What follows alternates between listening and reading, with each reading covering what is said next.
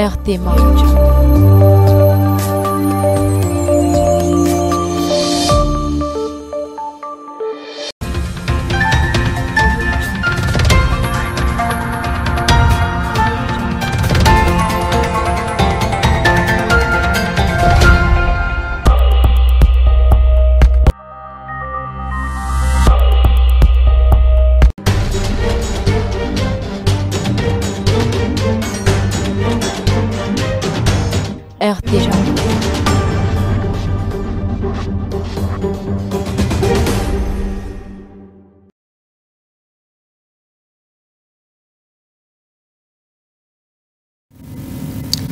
Bonsoir chers téléspectateurs, ravi de vous retrouver encore pour ce nouveau numéro de votre émission que vous aimez beaucoup, Focus, qui est bien sûr une émission qui se passe chaque lundi par ailleurs sur les antennes de la télévision Manica avec toujours votre humble serviteur Pascal Bailon. Vous nous suivez à la radio également. Merci pour votre disponibilité accordée à ces programmes de la radio-télévision Manica. Pour ce soir, ce lundi 29 juillet 2024, nous allons vous parler de la manifestation qui a eu lieu ces jours. Aujourd'hui, donc, nous sommes sur la nationale numéro 39, tronçon comprise entre Kolwezi et Louilou, avec les jeunes de l'Union des jeunes katangaises, donc l'Union des jeunes katangais. Ce sont ces jeunes-là qui sont descendus sur la rue pour protester, pour dire non à ce qu'eux qualifient de mauvais état de cette route, Kolwezi jusqu'à Louilou. C'est à peine, donc c'est une année déjà que cette route a été réhabilitée. Mais aujourd'hui, si vous passez, vous fréquentez ce tronçon-là, et donc il faut avoir des nerfs solides. Et le deuxième sujet que nous allons débattre ce soir, c'est sur la décision du ministre national, ministre d'État Constant Moutamba, ministre de la Justice et garde des Sceaux, avec l'interdiction d'installer les églises, des églises à moins de 500 mètres. Donc, interdiction formelle, aucune église ne peut s'installer dans un rayon de 500 mètres. Donc, deux églises, mon rayon à 500 mètres, le ministre Constant Moutamba a refusé cela. Ce sont les deux grands sujets que nous allons débattre ce soir. Et je ne suis pas seul, comme d'habitude. Je suis accompagné avec les habitués de cette émission. Je signale un retour, bien sûr, permanent de Placide Moulumbois, que je salue. Bonsoir. Bonsoir, Pascal Bayon. Un retour imminent, voilà. Bon, je signale qu'il est le responsable du desk des Swahili à la radio-télévision Manica. Merci beaucoup. Je salue aussi avec vos débatteurs, Michel Kamea et Romulus Banza. Voilà, vous nous précédez, Michel Kamea, l'habitué de cette émission, qui est là, présent, rédacteur en chef à la radio-télévision, bien sûr, à la rédaction de RTMA, cher Redaf. Bonsoir. Bonsoir, merci. Bonsoir également aux fidèles téléspectateurs de la radio-télévision Manica, mais aussi à mes co-débatteurs du jour. Ok, Romulus Banza, reporter à la radio-télévision Manica, il a encore des retours sur ces plateaux pour vous parler. Il faut qu'il s'adhère, c'est lui, l'homme de terrain, c'est lui d'ailleurs qui était sur terrain. Bonsoir Romulus. Bonsoir Bailon, Kakoudi, et bonsoir à tous ceux-là qui nous suivent à partir de leur maison. Merci. Comme d'habitude, nous allons commencer avec la première partie de cette émission. C'est consacré aux informations de part et d'autre. Information de Togonayo pour partager avec nos téléspectateurs, nos auditeurs qui nous suivent. Je commence avec vous, Romulus Banza. Quelles sont les informations que vous avez suivies le long de cette semaine que vous voulez partager avec nos téléspectateurs? La première des informations que j'ai suivies au cours de la semaine, d'abord, comme vous le voyez, je mets ma main droite sur le cœur. C'est par rapport à tout ce qui se passe à l'est de la République démocratique du Congo, où nous observions la trêve internationale humanitaire, mais malheureusement, nos frères de l'Est sont en train d'être tués au jour le jour. En tout cas, c'est quelque chose qui fait mal au cœur lorsque vous voyez, vous ici peut-être vous dormez un peu bien, mais de l'autre côté, ils sont toujours en train de fuir. C'est quelque chose en tout cas qui fait très très mal. Okay. L'autre information que j'ai, c'est par rapport au procès qui a été ouvert depuis la semaine passée, le procès Nanga, où l'on a vu que les détenus ou les prévenus, ils se sont exprimés. En tout cas, j'ai aimé ce courage qu'ils ont de dire haut et fort ce qu'ils ont qualifié comme mauvaise gestion. Bon, là, ça n'engage que eux, mais nous attendons les aboutissements. Comment est-ce que ça sera à la fin de tout ce procès? Ici, chez nous, à Colosie, vous comprenez, la plus grande information, c'est la dépréciation monétaire qui ne fait que monter au jour le jour. Et les gens commencent déjà à se poser des questions. Comment est-ce qu'ils vont préparer la rentrée scolaire de leurs enfants? D'accord. Merci beaucoup. Placide Moulumba, quelles sont les informations que vous avez à partager avec nos auditeurs? Les informations que j'ai, c'est d'abord le report des élections du bureau définitif du Sénat. Du Sénat, oui. Et la date est fixée au 7 août prochain. Et ces jours-là, nous allons connaître les membres du bureau définitif qui vont diriger cette chambre. Et aussi au niveau du village Lupundu, il y a l'avancement des travaux. D'ailleurs, ça avance en vitesse de croisière. Il y a le secteur qui a amorcé la construction du marché et l'entrepreneur qui est là, selon les constats que j'ai faits, ils s'y mettent et puis les travailleurs sont bien nourris. Ça, c'est un coup de chapeau qu'on peut jeter au secteur. Ils m'ont dit que les travaux vont durer 90 jours. Je crois qu'ils ont déjà consommé un mois. Et attendons voir si les délais sera respecté. Mais entre-temps, nous faisons le suivi. Et par rapport à la population apprécie parce qu'ils ne vont pas effectuer des longues distances, d'aller chercher la nourriture au niveau de Mwangeji ou ça à Kazembe. Et là, ils seront approvisionnés. Espérons que les opérateurs économiques qui vont travailler là seront en mesure d'approvisionner cette population de cette contrée. Merci Placide. Michel Kamea. Oui, l'information qui m'a beaucoup plus intéressé, c'est notamment les questionnements autour du retard de la publication du gouvernement provincial du Lualaba. Ça c'est vraiment... c'est tout le monde qui s'attendait. Voilà. Je m'attendais... Est-ce que j'ai échappé à ça, à Romulus, Placide également? Alors, je m'attendais que si vous aussi, vous ne parlez pas, là, ça devrait être la première question. Oui. Non, mais ça fait débat depuis les salons et même les taxis. Donc, tout le monde s'est dit, mais qu'est-ce qui se passe? Tantôt, certaines bouches, je ne peux pas dire certaines sources, certaines bouches parlent d'un blocage qui serait orchestré par Kinshasa. Nous apprenons, d'après certaines bouches, n'est-ce pas, les communs des mortels, les gens qui ont peut-être une bonne information ou la mauvaise, surtout des discussions au sein des taxis qui se disent, semblerait que Kinshasa a recommandé 6 ministres, 2 seraient venus et 3 seraient venus de la première dame, et 3 autres seraient venus de Maman Marthe. Et donc ça, ce sont des discussions des communs des mortels, surtout dans le taxi, qui se posent des questions. Est-ce que ce serait ça la raison du blocage de la sortie du gouvernement provincial du Lualaba? Et donc plus d'un des Lualabais se pose beaucoup de questions. C'est une hypothèse. De cette sortie. Oui. Et donc nous pensons, comme nous les constatons aujourd'hui, certaines informations partagées par nos confrères qui se disent avec des expressions Léonjo, Léo. Donc on suppose que le gouvernement provincial peut-être serait publié aujourd'hui. On n'a pas assez de précisions.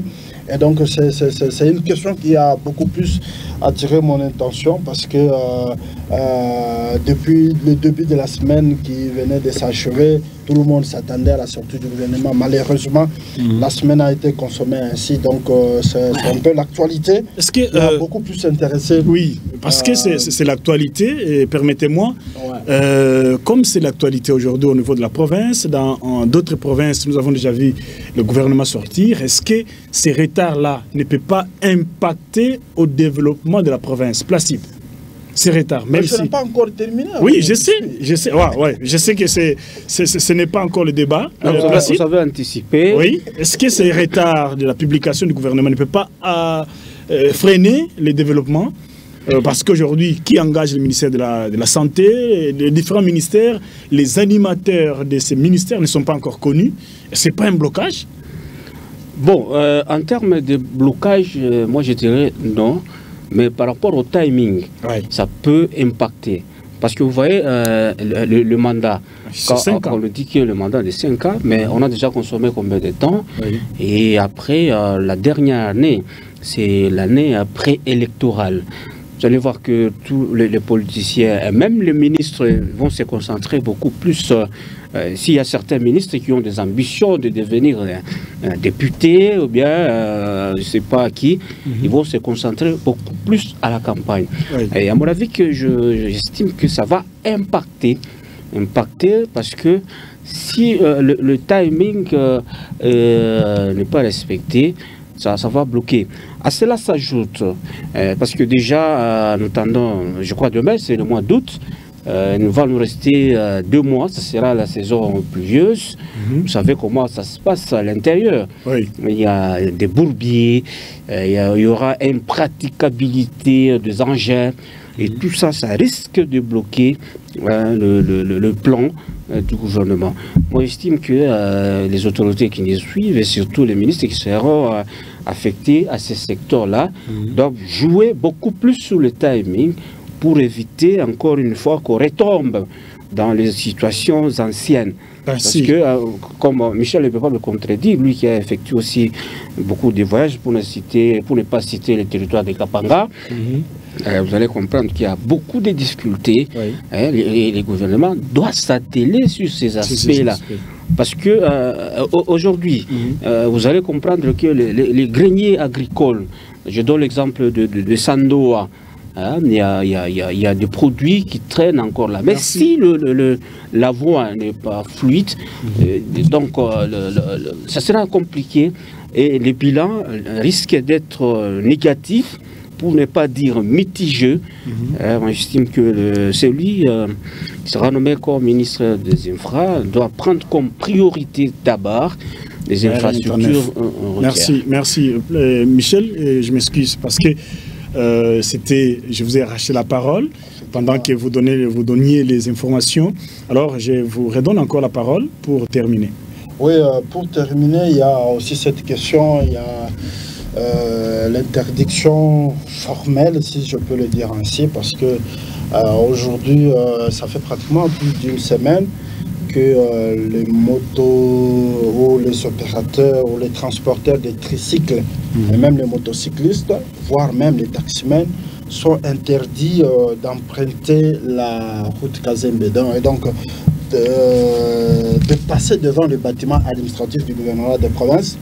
Les tricycles surtout. Les tricycles et les motocyclistes. Voilà. Hier, donc ce dimanche, il y a un taximan qui m'a rassuré aussi qu'il a été peut-être arrêté par deux fois.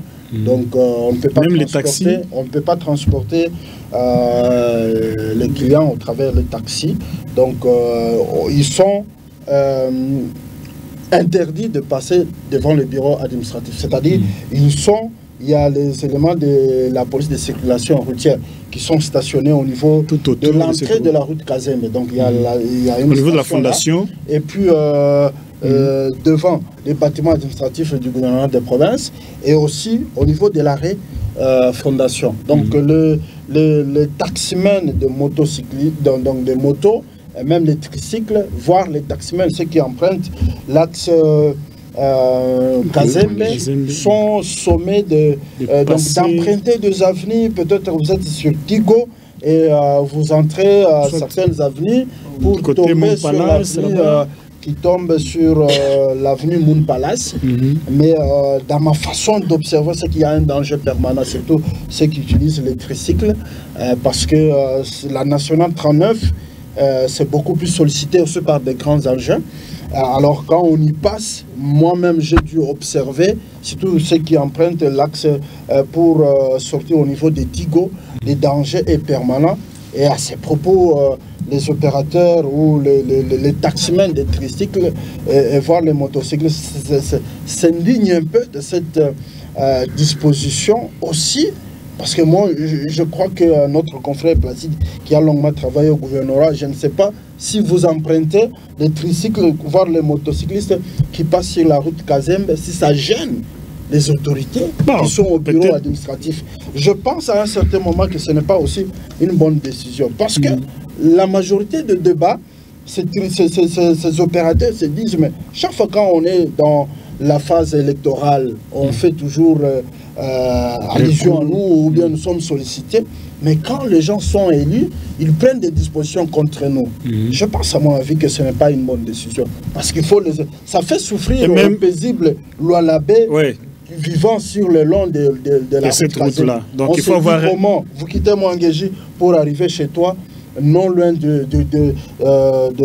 bâtiment de province. Donc vous devez marcher de Mouanguéji jusque chez vous. Je crois qu'on est en train de punir les gens. La façon dont on a urbanisé cette partie avant d'arriver, ce n'est pas tout à fait aussi admissible. Je crois que la chef de l'exécutif devrait peut-être revoir cette disposition. Je ne vois pas en quoi ça gêne l'administration provinciale par rapport à cette disposition. Merci beaucoup Kamea. Je pense que Maman Fifi, nous espérons, comme vous avez dit, même si ce n'est pas officiel, que la sortie du gouvernement sera à cette semaine et nous pensons que Maman à China poussé par-ci par-là, Kinshasa surtout, nous sommes des Lualabé, Maman, nous voulons que vous puissiez mettre des personnes, des gens que nous connaissons. Ça, c'est très bien. Pas Bandjina Bantounye, Atubaya qui Mukoloisi, Atubaya qui Mloualaba, parce qu'il est né à Kolwezi, mais il a passé toute sa vie à Kinshasa, toute sa vie en dehors de Kinshasa, et il vient juste pour diriger. Et ça, vraiment, des grâces, maman, nous voulons des gens qui savent très bien le pays, la province, qui connaît très bien la situation, donc il connaît très bien la province de là-bas. Même les difficultés. Oui, les difficultés, et pas des gens qui s'enrichissent pour rien à cause de X ou Y, ou parce que j'ai reçu des recommandations par-ci par-là. Ça, vraiment, maman, des grâces. Les Lualabé veulent, les Lualabé dignes leur fils pour diriger la province du Lualaba. Voilà. On va maintenant, ça c'était la première étape, chers téléspectateurs, chers auditeurs. Alors, la manifestation des jeunes de l'Union, des jeunes de l'Union katangaise, Romulus Banza, qu'est-ce qui s'est passé? Vous étiez sur le terrain. Dites-nous ce qui s'est passé aujourd'hui.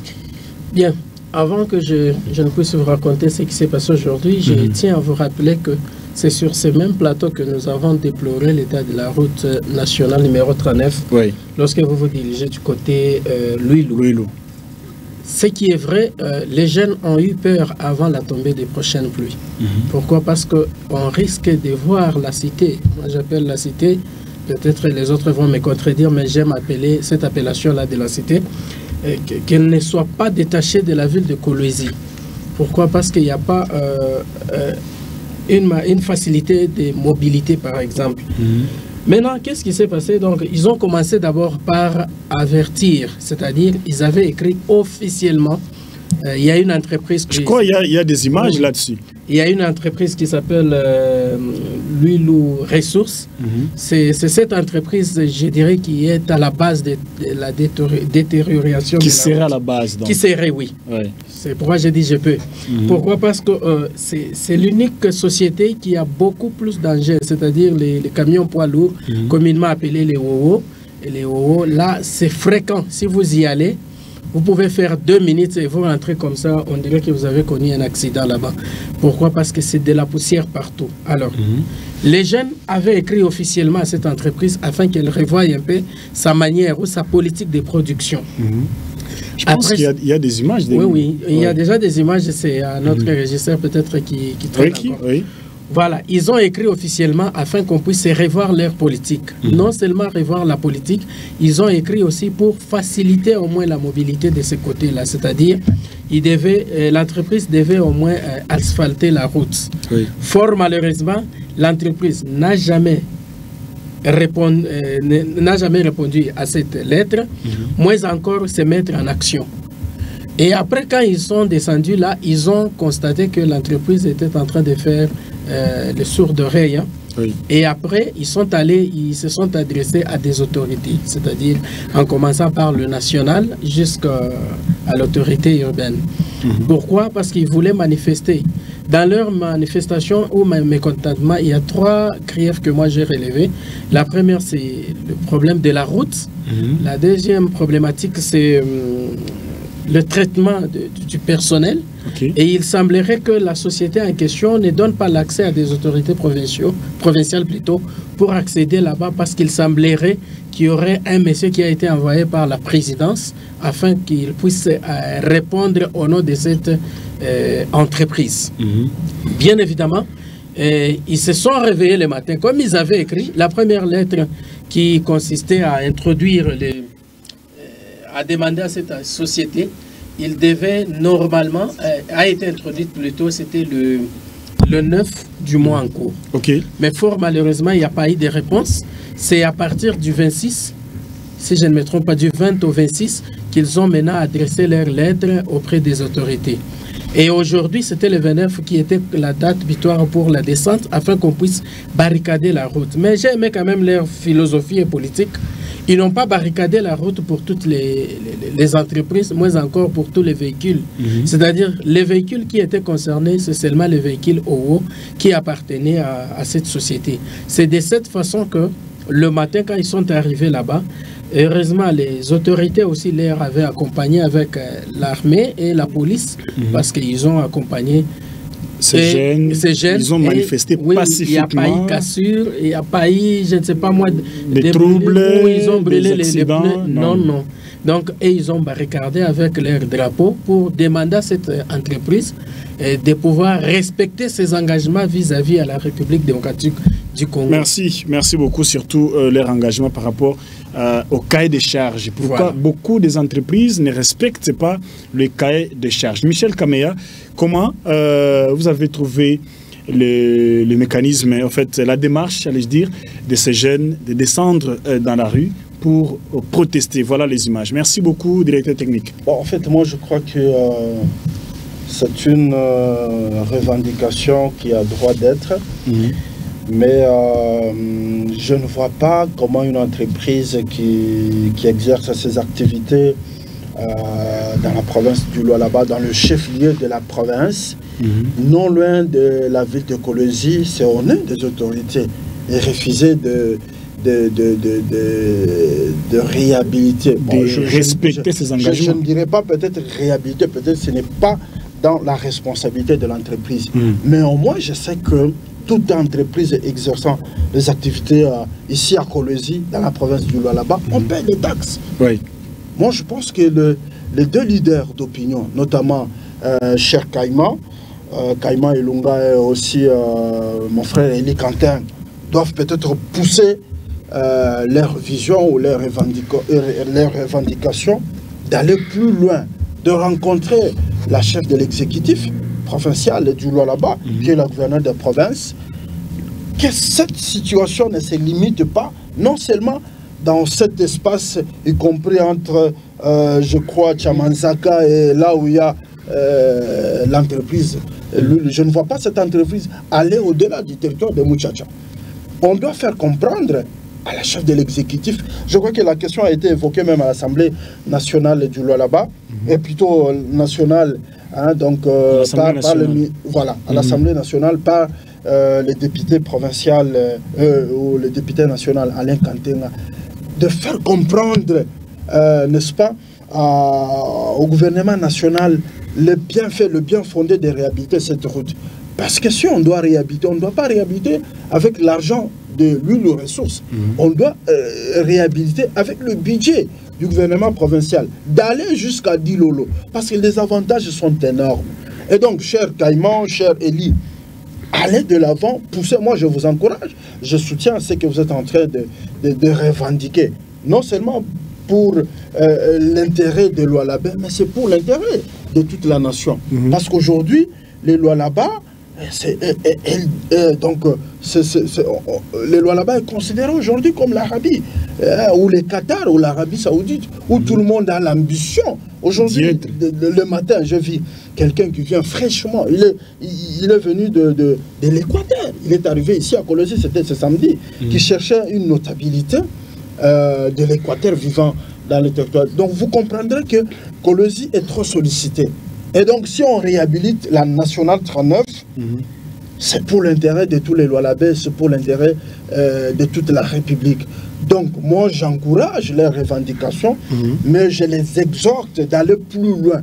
Merci. D'aller rencontrer l'autorité provinciale, donc la gouverneure de province, faire voir que cette revendication, ça ne va pas. Non seulement pour cet espace où l'entreprise ressources doit exercer, donc doit réhabiliter. À mon avis, comme je l'ai dit, j'insiste toujours, l'entreprise paie des taxes au gouvernement, tant national que provincial, et donc on doit réhabiliter cette route jusqu'à aller à Dilolo. Merci. Voilà, vous êtes parti très loin. C'est mieux. Michel, Placide Moulumboa, mais si je regarde de ce côté-là, il n'y a pas seulement l'entreprise qu'on acquise ici, l'huile aux ressources. Il y a l'entreprise Kamoa, même si ces engins ne passent pas là-bas, mais ces bus, ces agents passent à travers cette route. Nous avons l'entreprise KCC, toutes ces entreprises passent par cette route-là. Également, est-ce que c'est le fait que, entre guillemets, l'ancien gouverneur Richard Mouyej a réhabilité cette route, une année après, la route est devenue dans cet état que nous déplorons tous, que la gouverneure Fifi Masuka dit que bon, comme c'est lui, il n'y a pas cette idée-là, cette notion-là de continuité. Est-ce que c'est sur ce point-là que ça ne marche pas toujours? Non, là je m'inscris en faux pour dire qu'il n'y a pas cette idée de continuité. L'idée de continuité est là. Si vous voyez même dans le plan quinquennal de Madame la gouverneure, il y a ces projets-là. Mais une chose qu'il ne faut pas oublier, la nationale numéro 39 n'émane pas du pouvoir provincial. Non, ça vraiment... Écoutez, bien sûr, nous connaissons... Mais quitter l'huile, c'est où? C'est pas Colosie? Nous sommes dans quel territoire? Nous sommes dans le territoire de Mouchacha, bien sûr, mais l'huile, c'est on ne peut pas laisser ces tronçons-là parce que c'est de l'apanage de l'Assemblée nationale. Et son ami, ils ont le droit de déclarer. Mais ce que vous devrez savoir, que cette route-là devrait être réhabilitée par Kinshasa. C'est Kinshasa qui décide. Bon, évidemment, peut-être le petit travaux de boucher les bourbiers, faire autre chose pour faciliter le trafic, ça passe. Mais Kinshasa qui décide. Et le budget doit être alloué par le gouvernement national. Ce n'est pas le gouvernement provincial. C'est que les gens doivent comprendre. Aujourd'hui, vous allez vous réveiller. Non, Masuka ne fait rien parce que vous voyez la nationale numéro 39, tronçon, l'huile, tout ça. Non, ce n'est pas dans ses attributions. C'est le gouvernement national qui doit décider et allouer un budget, le fonds, et puis lancer les travaux. Peut-être les travaux seront appuyés avec le fonds de la province. Mais ce n'est pas dans les attributions de la province. C'est pourquoi vous avez vu, même à l'époque, le gouverneur Richard Mouyej, que nous citons en passant, il avait quand même amorcé les travaux. Mais quand vous voyez les travaux, c'était limité jusqu'au village Kamoa. Jusqu'au village Kamoa. Faites le trafic, vous allez comprendre. Mais pourquoi lui, il a fait quand même? Jusqu'au village. Oui. Après même Kamoa. Non, le village Kamoa. C'était pas même arrivé jusqu'au pont Moulomba. Moi, j'ai fait beaucoup de voyages de ce côté. Pont Moulomba, non? Oui. C'était limité au village Kamoa. Après Kanzenze, c'est le village Kamoa. Oui. Le gouverneur avait fait quand même un effort. Mais par rapport à ce gouvernement ici, vous savez, même l'Assemblée provinciale aujourd'hui, elle est vigilante.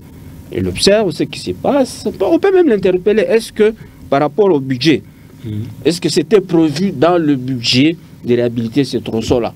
Si ce n'était pas prévu, que voulez-vous que madame la gouverneure fasse? Mais si le gouvernement, il y a on appelle ça comment, des excédents. Pourquoi je m'inscris en faux de ce que vous dites? Je prends le tronçon village Rola Bagar jusqu'au niveau des péages. Ce n'est pas la route nationale numéro 39? C'est 39. Pourquoi la province a réhabilité? C'est la province de Lualaba qui réhabilite. Nous sommes dit ici. Voilà. C'est la province de Lualaba qui réhabilite. Mais comment cette même entreprise, en fait, la province de Lualaba qui réhabilite, comment cette même province va laisser ces tronçons Louilou, Kolwezi pour dire que non, ça c'est de l'apanage du gouvernement central? C'est faux. Non, c'est pas faux. Oui. Écoutez, mais si les secteurs, vous voyez de ces côtés, comme vous venez de citer, Lualaba, oui, jusqu'au niveau des péages, si les secteurs, aujourd'hui, l'ancien chef de secteur, pour ne pas le citer ici, avait prévu dans le budget du secteur de réhabiliter ce tronçon-là, il y a eu l'accord de l'autorité provinciale. À ce moment-là, on a asphalté. Là. Mais comme vous allez comprendre, c'est lui qui était venu. C'était d'abord la dame là de travaux publics. Et puis, il y avait office des routes, RVA. Donc, tous ces services-là étaient inclus. Donc, on avait donné l'accord. Mais si l'accord n'est pas donné, on dit, bon, attendez la décision de Kinshasa. Que voulez-vous que la gouverneure fasse? Elle attend l'accord de Kinshasa. Mais si ce sont les travaux urbains, pour ne pas citer les bourgmestres de Sambomba, vous avez vu quelques avenues de la cité Manika, puis du côté, je crois, de Dilala aussi, des travaux qui se font. C'est avec le financement des communes. Michel, êtes-vous d'accord avec ce que dit Placide? Non, je ne partage pas voilà. cet avis parce que si déjà Placide estime que si on doit réhabiliter l'axe compris entre Moussompo Maison, jusqu'au niveau des péages, c'est la nationale 39. Admettons, s'il s'avère vrai que la chef de secteur aurait demandé, par exemple, à la chef de l'exécutif, la gouverneure de province, pour avoir une permission de pouvoir réhabiliter et s'exécuter. Alors là, on va conclure que c'est la chef de l'exécutif qui ne veut pas aussi prendre toutes ces décisions pour réhabiliter la nationale 39. Parce que même là-bas, c'est toujours dans le secteur de l'huile. Oui, je crois qu'à un certain moment, Kinshasa, c'est ici que je soutiens moi l'idée du fédéralisme. Parce que si on doit rester dans l'objectif de l'unitarisme, on se dit c'est toujours Kinshasa qui va décider pour réhabiliter la nationale 39. Je ne vois pas ce ministre national un jour aller à Dilolo. Parce que toutes ces années qui sont passées, je n'ai jamais vu un ministre des infrastructures dans une mission d'itinérance jusqu'à Dilolo pour mener une étude de faisabilité pour la nationale 39. Donc ça veut dire à un certain moment que Kinshasa s'en fout de toutes ces réalités de province. On s'est dit on doit rester toujours à Kinshasa. Mais comment... je vis il y a quelque temps, l'un de nos confrères demandait au ministre des Infrastructures, ministre national, dire que mais si dans la commune d'Engaliema, la voirie urbaine n'est pas bien asphaltée, mais que dire des routes nationales? Et donc moi je crois que c'est ici que les provinces doivent prendre toutes les dispositions. Je me dis, si Placide estime que si la gouverneure parvenait à réhabiliter la nationale 39, l'Assemblée provinciale peut-être va l'interpeller parce que ça n'a pas été tracé dans le budget. Est-ce que vous pensez que le vice-président de l'Assemblée provinciale, l'honorable Archimède Kalasa, durant ces 5 ans, il aura un argument à donner au fils de Dilolo pour leur dire que bon voilà, nous on a bloqué la réhabilitation parce que ça n'a pas été même les dans le budget national. Est-ce que l'honorable rapporteur de l'Assemblée provinciale, l'honorable Weber, aura un argument à donner au fils de Kassaji pour leur dire que voilà, ce n'est pas de notre apanage de ne pas réhabiliter la nationale 39. Nous, on a bloqué parce que ça n'a pas été budgétisé. Non, je crois que si ce fils digne de la province du Lualaba souhaiterait de voir ses frères de Dilolo, de Kassaji, parcourir plus ou moins 500 km, 300 km pour atteindre le chef-lieu de la province du Lualaba et vendre ses cannes à sucre, vendre ses bananes, vendre ses mamanambaou pour l'intérêt de l'éducation de leurs enfants. Mais je crois qu'ils ont dans l'obligation de donner cette autorisation à la chef de l'exécutif de pouvoir réhabiliter la nationale 39. Parce que si on doit vraiment rester dans la logique de dire que nous attendons Kinshasa réhabiliter la nation. Mais avec Kinshasa qui tombe dans des spéculations, aujourd'hui, regardez ce qui se passe à Kin. C'est la musique. Ici, le mimosa qu'on appelle les gombo, aujourd'hui c'est 11 pièces. 11 gombo à 1000 francs, voire 10, voire 9. Vous pensez qu'on doit penser à réhabiliter la nationale 39 vers Dilolo? Je ne crois pas. La chef de l'exécutif, Katoumbi l'a fait, de Kolosi jusqu'à Kasumbalesa.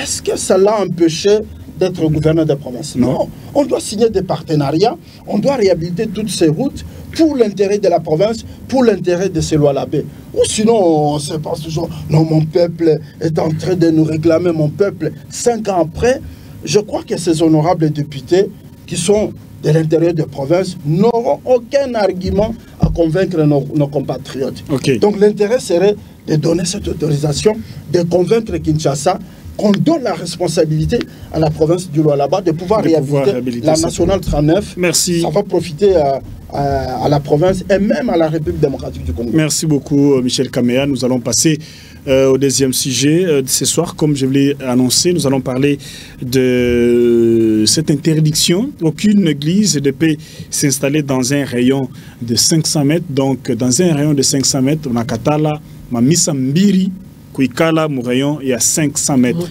Moins de 500 mètres. Donc, ça, c'est la décision du ministre de la Justice et garde des Sceaux, Constant Amutamba, qui a, bien sûr, qui a placé la barre, qui continue à placer la barre un tout petit peu très haut avec la justice en République démocratique du Congo. On a vu la libération de plus de 200 prisonniers de la prison centrale de Makala à Kinshasa, et donc il poursuit cet élan-là, et je crois que la justice sera maintenant respectée. Comment vous trouvez cette décision du ministre de la Justice? Je commence avec vous, cher Romulus Banza.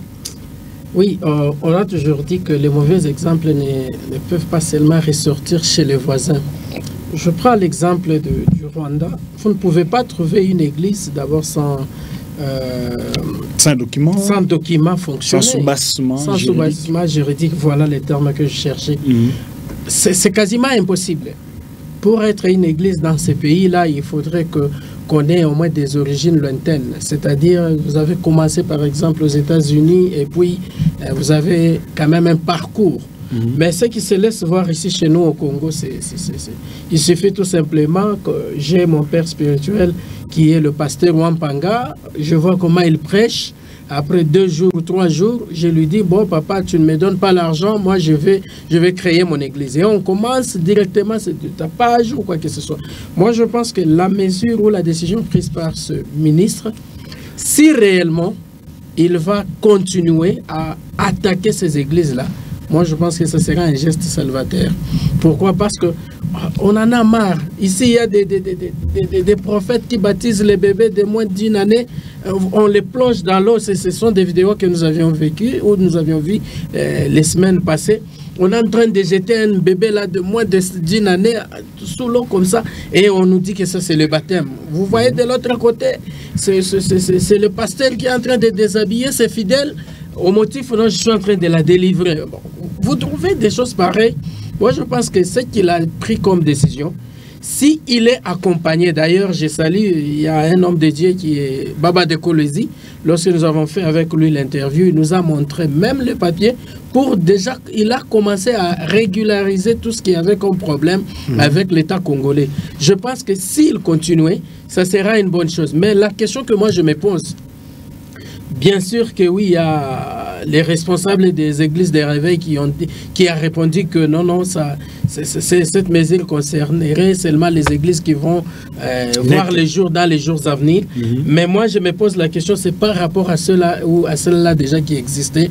Qu'est-ce que le ministre fera? Parce qu'il y a des églises, vous voyez, à moins de 10 mètres, il y a une église, moins de 15 mètres, il y a une église. Et nous, là, la population, on commence maintenant à avoir peur.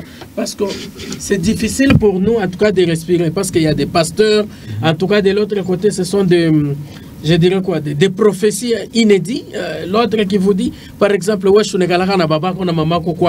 et c'est ça la prophétie. Et ça vous crée.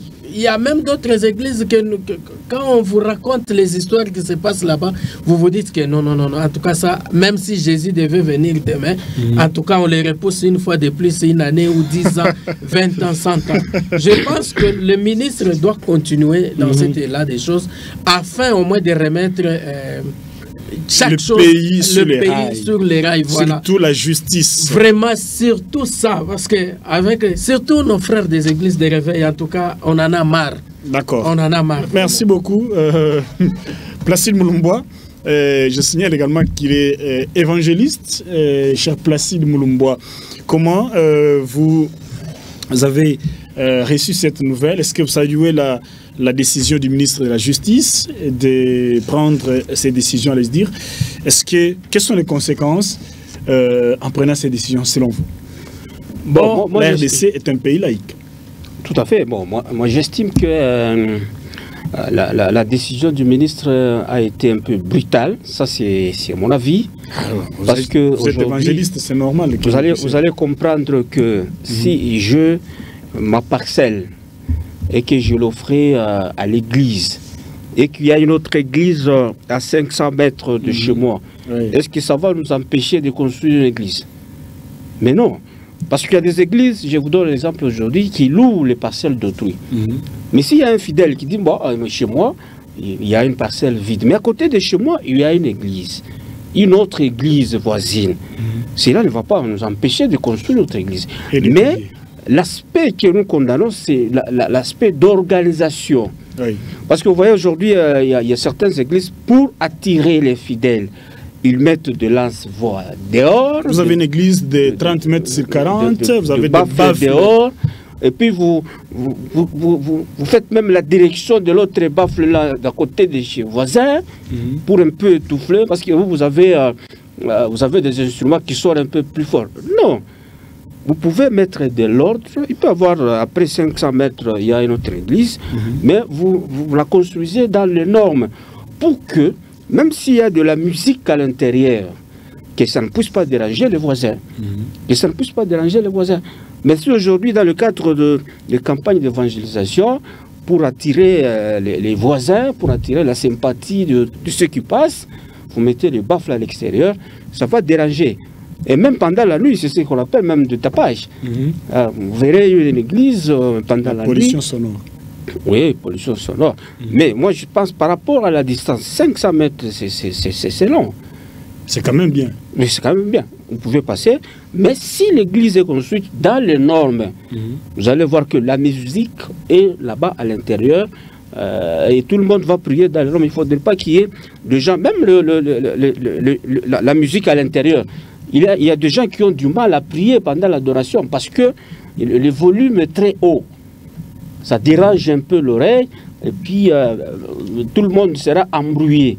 Mais si quelqu'un estime qu'à 500 mètres, c'est là qu'un fidèle a payé, a donné sa parcelle à l'église, pourquoi l'empêcher? Mais moi j'estime qu'il faut respecter seulement le voisin, prier dans les normes.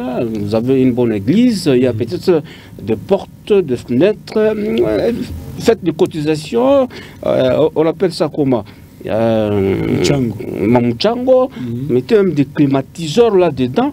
À ce moment-là, vous priez dans les normes pour ne pas déranger les voisins. Mais si ça dérange les voisins, à ce moment-là, les voisins peuvent se plaindre.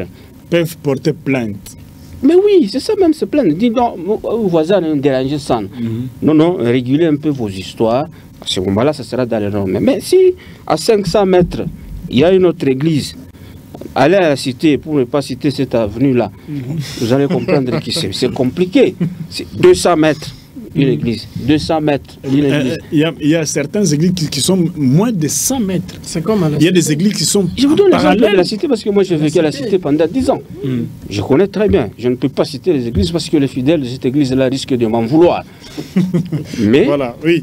Donc il faut seulement respecter les normes, construisez les églises. Vous voyez, pour ne pas citer l'église catholique, la manière dont ils sont construits. Quand vous êtes à l'extérieur, parfois on ne peut pas entendre même le son de la chorale. C'est seulement quand vous entrez à l'intérieur, vous allez sentir que c'est la musique qui sonne très bonne. Une musique douce. Pas douce, même vous voyez le sifa. C'est l'ambiance là-bas, mais ça ne dérange pas les voisins. Donc il faut qu'on cite aussi les églises dans les normes. Placide a cité seulement une église, mais je prends l'exemple d'église catholique, méthodiste, kimbanguiste, garengans et nabapostolo. Bon, vous ne verrez jamais ces églises être côte à côte. Mais ce sont les églises. Est-ce que cette mesure va frapper beaucoup plus des églises de réveil par rapport à ces églises que je viens de citer ici? Bon, je crois que mon analyse, c'est que c'est une mesure, je crois, à mon avis, qui n'aboutira à rien. Parce que déjà, si le ministre a donné un délai pour que les églises, les ASBEL puissent se conformer, ça n'a pas été. Il a accordé encore 3 mois. Je suis sûr que ça n'aboutira toujours pas. Vous comprenez? Moi, je pense que ce que le ministre devrait... Mieux vaut prévenir que guérir. Si vous pensez, chers téléspectateurs, que ça n'aboutira pas... Le ministre devrait d'abord étudier les causes. C'est ça le problème. Nous, les Congolais, on se réveille comme ça. Allez, fini, on va fermer les églises, ainsi de suite. Mais est-ce que le ministre a eu le temps d'étudier c'est quoi les causes de prolifération des églises? On estimerait les églises de réveil en RDC. On a étudié ça. On n'a pas étudié comment prendre toutes ces dispositions. Parce qu'aujourd'hui, moi, j'ai suivi le ministre. Tantôt, il faut avoir la personnalité juridique. Admettons, dans une avenue, moins de 500 mètres, il y a 2 églises avec personnalité juridique. Quelle est l'église qui va céder au détriment de l'autre? L'église qui sera... Parce que juridiquement, on va prononcer... La plus ancienne. Mais la plus ancienne qui va rester? Non. Oui, bon. C'est une discrimination. Pourquoi? Parce que les 2 églises ont des personnalités juridiques. Est-ce que ça, le ministre a étudié toutes ces dimensions-là? Je ne crois pas. Aujourd'hui, certains observateurs pensent que peut-être la prolifération des églises, c'est par rapport au taux de chômage. Mais je pense que le chef de l'État ou le gouvernement congolais doit d'abord commencer par créer les emplois, doit donner, parce que tous ces hommes de Dieu-là, il y a des ingénieurs, il y a des docteurs, il y a des économistes, ainsi de suite, mais peut-être il n'y a pas d'emploi. On s'est dit, bon, on va créer les églises pour voir comment on peut survivre. Mon observation, qui de ce pasteur qui a détourné des millions dans la République démocratique du Congo? Mais je crois que le ministre doit commencer par combattre le vol et détournement. Aujourd'hui, il y a certains observateurs qui pensent qu'en RDC, nous sommes face à un championnat national de vol. Est-ce que le ministre est en train de penser comment d'abord mettre fin à ces cas de vol? Il a déjà jamais vu un ministre qui a volé autant de millions. Il y a quelqu'un qui a été condamné, pour corruption. Non, mais tentative de corruption, on n'a jamais vu un procès. Il a été arrêté parce qu'il y a eu tentative de corruption. Mais dites-moi, ce monsieur-là qui a tenté de corrompre le ministre de la Justice, c'est un pasteur? Non. Alors, comment on peut directement commencer à s'attaquer seulement aux hommes de Dieu? Moi, je pense que les ministres, ce qui serait mieux, c'est d'abord, premièrement, de combattre le détournement et le vol dans le gouvernement. C'est ça, c'est le souhait de tout le monde. Un pasteur le disait ici, il a dû voyager, il est allé ailleurs. Ses camarades ou ses collègues pasteurs lui demandaient que, mais chez vous, en République démocratique du Congo, vous êtes des millionnaires. Il dit, mais comment ça? Mais pourquoi chez vous, on parle seulement du détournement de millions? Bon, qu'on me démontre ici qui est de ce pasteur qui a détourné les deniers publics en millions. Il n'y en a pas, il n'y a que les acteurs politiques, autorité morale de tel parti politique, ainsi de suite. Le ministre doit combattre d'abord ce voleur, ce détourneur des deniers publics qui appauvrit le peuple. Et voilà, aujourd'hui, les hommes se disent, bon, face à cette pauvreté, on doit créer des églises pour survivre.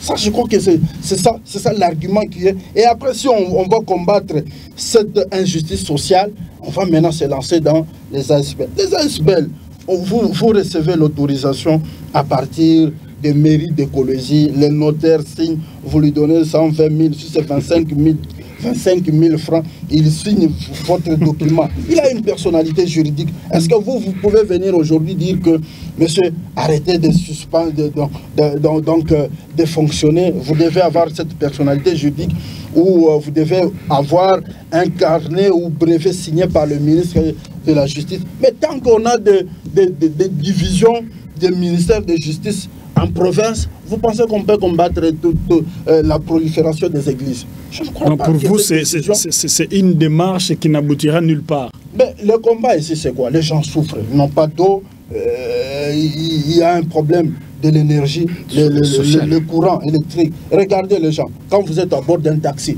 vous allez voir vos collègues, vos passagers, des poches bombées, vous imaginez que peut-être on a l'argent. Mais ce sont des chargeurs et des câbles, parce qu'on ne sait pas où on peut trouver les courants. Donc là où charger, c'est ça des problèmes qu'il faut résoudre ici pour l'intérêt des Congolais. Les églises, à mon avis, personne ne peut me dire ici, même les téléspectateurs qui me regardent, qu'il y a un ministre, il y a un pasteur ici qui a détourné des millions de deniers publics pour l'intérêt de la République. Donc le ministre doit d'abord se pencher à arrêter ces voleurs, ces détourneurs qui doivent profiter aux Congolais. Qu'on donne de l'emploi aux Congolais, ça va résoudre cette question de prolifération des églises. Tant que cette question n'est pas résolue, il y en aura toujours.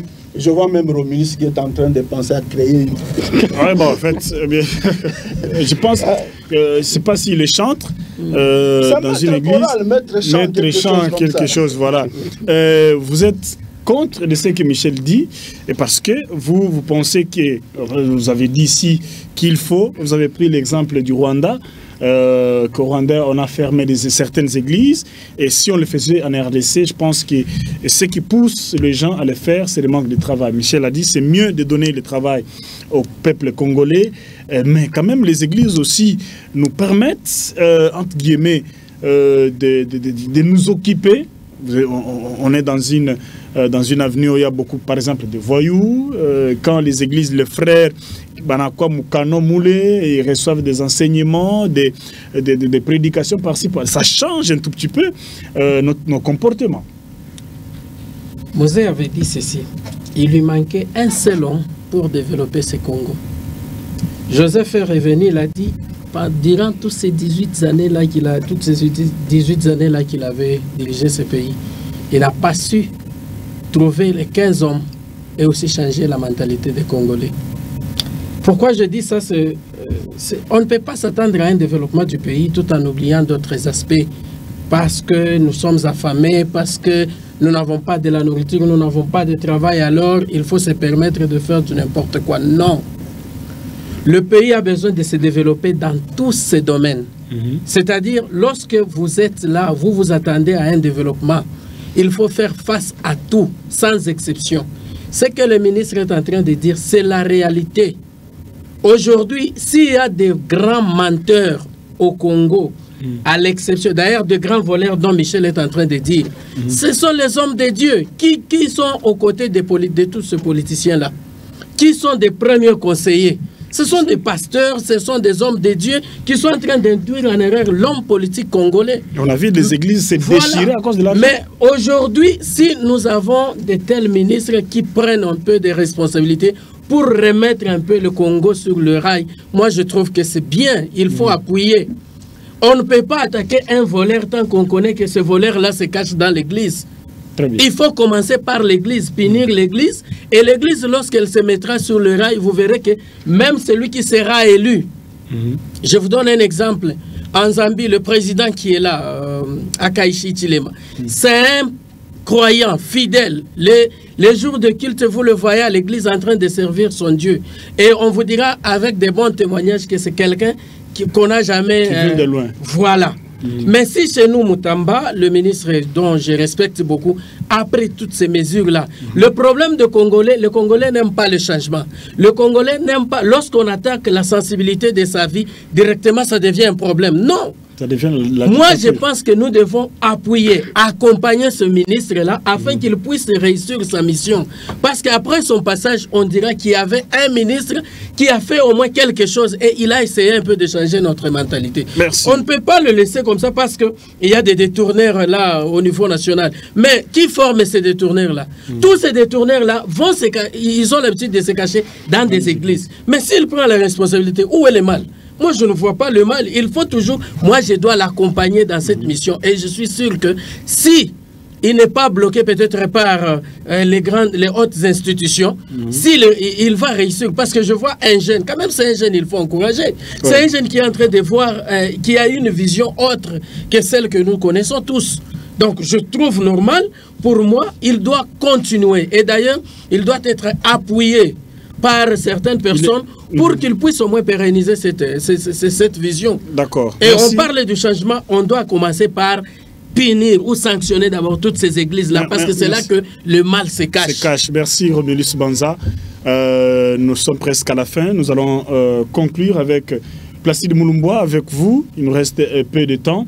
Nous avons parlé de la manifestation des jeunes de l'Union des jeunes du Katanga par rapport à la détérioration de la route nationale numéro 39. Son tronçon compris entre Louilou et Kolwezi. Évidemment, les problèmes de prolifération des églises. Il faut fermer toutes les églises, pas 2 églises dans un rayon de 500 mètres. Merci beaucoup pour la conclusion. Je dirais que d'abord pour les jeunes, ils doivent comprendre, comme je l'ai dit dans le développement de cette mission, et que c'est le gouvernement national qui va décider la réhabilitation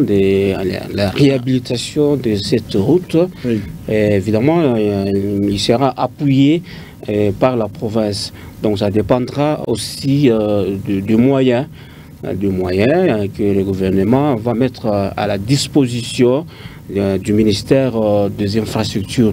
À ce moment-là, ça sera peut-être une aide pour soutenir les actions du gouvernement central. Mais à propos des églises, moi je voulais mettre un accent. Vous savez, aujourd'hui, quand les églises naissent, elles dépendent aussi du pouvoir central.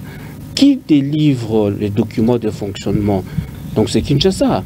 C'est Kinshasa, il dit, voilà, vous avez, comme Michel venait de le dire, vous avez ce pouvoir juridique et on vous livre le document. Aussi longtemps que le gouvernement national continue à livrer l'autorisation de fonctionnement des églises, pensez-vous que quelqu'un a payé sa caution au niveau de Kinshasa va refuser ou bien va laisser de fonctionner parce qu'on a dit dans une même avenue, il ne faudrait pas qu'il y ait quatre églises ou bien 2. Non, parce qu'il a aussi ses droits de revendiquer que voilà, moi je suis en ordre, j'ai le document d'autorisation de fonctionnement, je même payé, je suis en ordre, même s'il y a des services d'hygiène, d'environnement qui passent pour le contrôle, l'église répond dans les normes. À ce moment-là, moi je reviens encore pour dire que c'est Kinshasa qui va arrêter cette hémorragie. À ce moment-là, nous allons voir. Mais aussi, nous chrétiens, parce que vous, diacres, là, une fois qu'on ne donne pas la prédication pendant 1 mois, je ne cite pas Michel, vous quittez, ou évangéliste, je ne sais pas, ancien, et pour vous quitter, vous allez créer votre église. Restez fidèle dans votre église, en attendant que Dieu va vous donner le moyen. Votre conclusion, s'il vous plaît. Bon, avant de passer à ma conclusion, si vous allez m'accorder 30 minutes. 30 minutes, non, c'est trop. 30 secondes. 15 secondes. Non, 15 secondes, c'est... J'arrive par rapport à ce que notre ami Romulus a dit. Ces voleurs sont cachés dans les églises. Je crois que je le prends à témoin avec le téléspectateur qu'il me démontre un pasteur de renom en République démocratique du Congo qui a détourné même $1 du denier public. Je ne parle pas du bien de l'église. Denier public, m'acoute à l'État. Pasteur, moi, à mon RTC, à chaque détourné, m'acoute. Qu'il me démontre ça. Deuxième préoccupation, qu'il me montre ou qu'il me démontre parmi le grand voleur, parmi les 10, les détourneurs de deniers publics en RDC, s'il y a 7 ou 5 qui sont des églises de réveil. Donc ça veut dire que à un certain moment, ce que le ministre a proposé de fermer toutes ces églises, il faut prendre aussi toutes ces dispositions pour les écoles, parce que les écoles aussi aujourd'hui ne respectent pas les normes. Les normes. Regardez cette formation qu'on a dans les écoles. Je crois que nous y reviendrons dans nos prochaines éditions pour parler aussi de cette question des églises. Mais au moins, j'ai donné 2 questions. Je prends témoin les téléspectateurs. Je pense qu'il va vous répondre. Il va vous répondre. Il va me démontrer. Il va vous répondre. Il va vous répondre au couloir. Il sera arrêté pour rien. Je viens. Il ne va pas les retrouver. Personne ne peut l'arrêter. Pour conclure, la question de la nationale 39, la question de la route, je crois que le gouvernement provincial ou le ministre des infrastructures qui prendra fonction si le gouvernement provincial du Lualaba sera publié peut-être dans les prochains jours, de réfléchir sur cette question de la nationale 39, non seulement cette partie de la ville de Kolwezi, mais d'aller plus loin pour l'intérêt de la province. Donc, de réactiver la nationale 39. Merci, Romulus. Voilà, à la question, non, le dernier sujet. Vous avez déjà dépassé vos... Non, mais je dois conclure sur les décisions. Vous m'aviez demandé de conclure sur l'émission. Donc, quant au deuxième sujet, je crois que le ministre doit se battre pour le social des Congolais. Merci Romulus. Quelques secondes. Quelques secondes, oui. Un pays laïque ne veut pas dire qu'on doit bafouer les normes ou les règles ou l'ordre établi par l'État. Merci. Pour répondre à Michel rapidement. Non. Et je vais conclure par là le deuxième sujet. Merci beaucoup. Je ne saurais pas conclure, mais je réponds. La réponse de Michel se trouve dans l'opinion qui nous suit à ce moment. Merci. Merci, chers téléspectateurs. Ça n'est fini pour aujourd'hui. Ça n'est fini. C'était un réel plaisir de présenter cette émission. Nous allons vous retrouver le lundi prochain. Merci à Osé, également à Magloire pour la réalisation sous la direction de Franck Kalenga. Nous allons vous retrouver le lundi prochain. Restez fidèles au programme de la télévision Manika. Au revoir.